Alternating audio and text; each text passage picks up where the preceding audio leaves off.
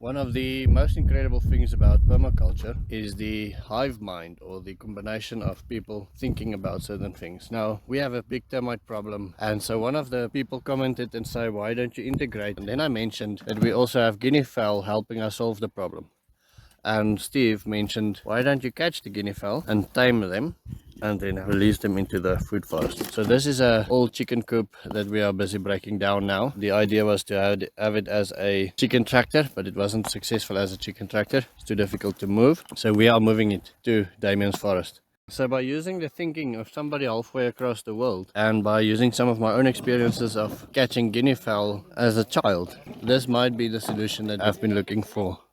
Integrate guinea fowl into Damien's forest. Somebody else also said that, you know, the wonder about termites is that they take wood, which is a hard thing, and turn it into protein. So the protein then gets turned into eggs or into guinea fowl meat, and so that is actually an incredible step to think that you can take these hardwood species, acacias that we have here, and turn them into eggs and meat by just thinking about the problem in a different way, thinking about the problem as the solution. So now that we've placed it under the tree, we're gonna build a cone shape down here so that the guinea fowl can get in and can't get out with this bird wire. And then we're gonna put water and food in there, and then place some food in a little trail out here. It's been about a week now of trying to trap the guinea fowl. Some birds came and ate all of these corn here, or all of this chicken food here, just spread some more, but they left everything in the cage obviously, so they cleaned it up till about there and then they left it. Now what we found this morning, I wonder if we can still see it, is millions and millions of ants carrying away the corn. But these are not termites, these are harvesting ants, which is quite a nice thing. What they do is they go from their burrow all around the area and they go and gather seeds, mostly from grass, climb up the stalk, harvest the seeds, and then carry it back to their nests for winter time. But in any case, since we didn't have any guinea fowl here, they've been all around everywhere but not on the forest. In Damien's forest, we decided to add a water feature. The step is to get a hole, and so this is what Simon did all by himself. After Simon made the hole, we put some plastic around it. Then Grace and Rebison and Moremi, everybody were finished with their work for the day, so we still had an hour left, and they are all mixing concrete and cement as fast as we can to see if we cannot finish this project within the next hour. So this is now 15 minutes in. Ims decided to get a better seal on the side. We'll do bricks and monoko, as I call it, mud, cement, concrete, mix, stones and whatever we could find when we're sealing the sides and building them up to get a little bit of depth there. And then there's a lower space on the side here. So something very exciting has happened in Damien's forest. It has been almost a week and we haven't caught any guinea fowl, and we even built them a water feature last night so they can come and have water. So tonight, just before we went home, we didn't get a guinea fowl, but we caught a patrijs. I don't know what that is, but I think it's like a grouse or something. So we're gonna give him water, calm him down, leave the opening open, and hopefully we will attract more birds so we can stop the termites in the garden. About 2 days ago I posted a short of the first birds we caught here. It was a very exciting time. It was called a visant. Very happy because that proved that my idea works. It's coming from my young days. I'll tell you the story about that now. But anyway, so I posted a short on that on YouTube and showed everybody, hey, we caught a bird, and the water feature was completed. We are busy filling it up, and we were so happy about catching that bird. And the next morning when the guys called and they said the next bird is in, I was very happy. But when I arrived here, they were basically running around, eating their heads on the sides all the way, coof, and the heads were bleeding all over here. And I had such a fright, I didn't think about, you know, let's take the camera out, let me get my phone and do a YouTube video about it. I lifted the cage and I let them go. In retrospect, I probably should have put them out of their misery. I really do hope they are okay. Should have fed them to the guys, to my kids, because they were not in a very good state. But that made us decide to change our whole plan on introducing Guinea fowl to the forest, because as somebody said, what will work as well. So I just want to grab my coffee here quickly.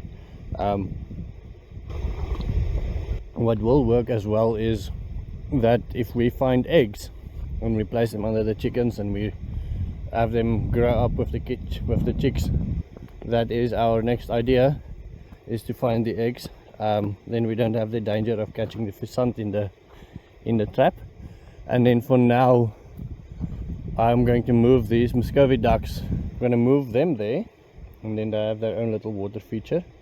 Have them sleep in the trampoline for a couple of days, so just so they can get used to it. And so the dream of adding Guinea fowl isn't dead yet. We will definitely still add Guinea fowl to the forest.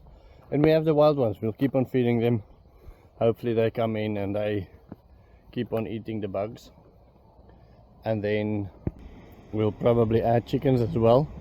We started protecting all of our trees now. So this is a new thing over here that I want to show you quickly.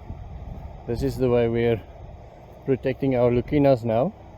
Like a miniature greenhouse. There's a leucaena in there. The bottle goes a little bit into the ground to keep out rodents and some of the termites and things.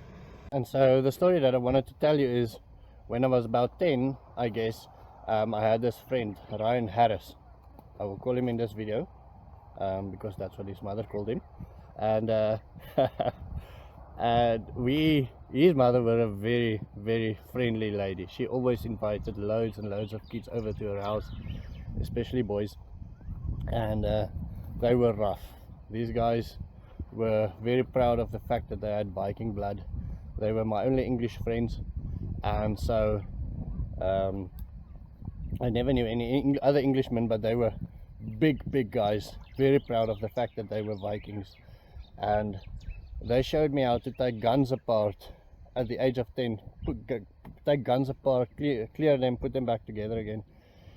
Anyway, that's a story for another day. And on their farm, they farmed with garlic and they farmed with these lawn grasses. Now, in the garlic, we played to such an extent that I had to ride on the back of the pickup on our way home. My father wouldn't let me sleep in the house. I had to sleep outside in a tent because I smelled like garlic for a week.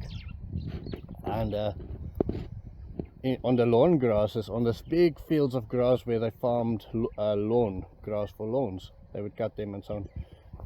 We would put traps made from this chicken wire like that, and they had little entrances, and we would put corn in there, and then as soon as the guinea fowl is in there, we would jump on the cage and, you know, turn the necks around, and then we would take them home.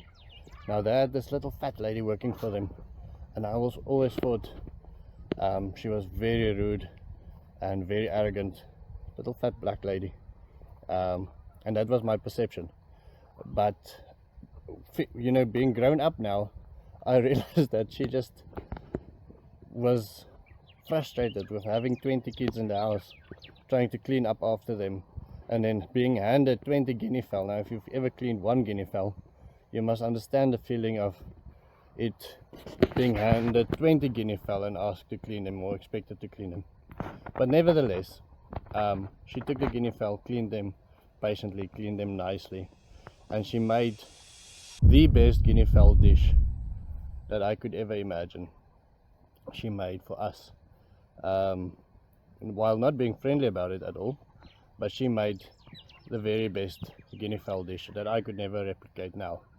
And it had like a watery sauce, and so pap is a dish that most southern African tribes, especially, or including white and black tribes, eat. It's maize that's made into a powder, and we mix that with water and cook that. And she would make that for us with the guinea fowl. And so whenever I see a guinea fowl, ever since, loads of guinea fowl, whenever I hunted guinea fowl, I would get that taste of that lady that she made for us. And back then I never thought I would miss her, but you know, sometimes there's love in actions and not necessarily a smile, and she surely showed us some love by cooking us a wonderful meal. Anyway, that is the end of my story. I hope you have a wonderful day.